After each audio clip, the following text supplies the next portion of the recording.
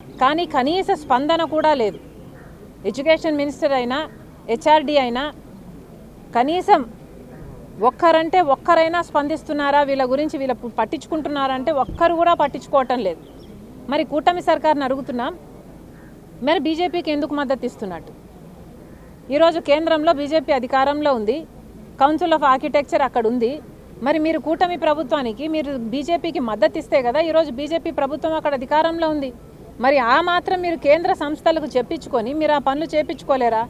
ఎంతసేపు అండి మీకు మీరు అనుకుంటే పర్మిషన్ తెచ్చుకోవడము? కౌన్సిల్ ఆఫ్ ఆర్కిటెక్చర్ దగ్గర ఇలా తప్పు జరిగింది, 3 సంవత్సరాలుగా పర్మిషన్ లేకుండా ఎన్రోల్మెంట్స్ జరిగాయి, తప్పే జరిగింది.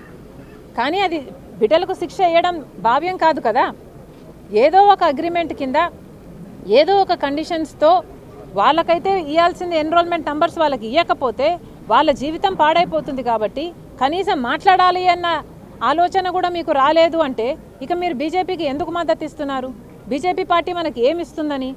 కేంద్రంలో మీరు ఏమి సాధించలేకపోతే మరి ఆ కూటమి ఎందుకు కట్టినట్టు? చంద్రబాబు గారు సమాధానం చెప్పాలి, పవన్ కళ్యాణ్ గారికి సమాధానం చెప్పాలి, లోకేష్ గారు సమాధానం చెప్పాలి.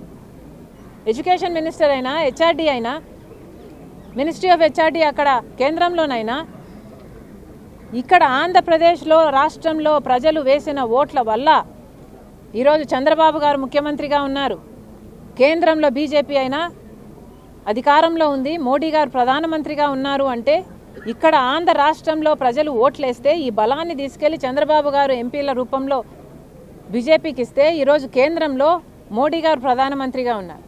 మరి మన రాష్ట్రానికి ఏం చేస్తున్నారు? కనీసం చిన్న చిన్న విషయాలలో కూడా మీరు సహాయం చేయకపోతే, మీరు జోక్యం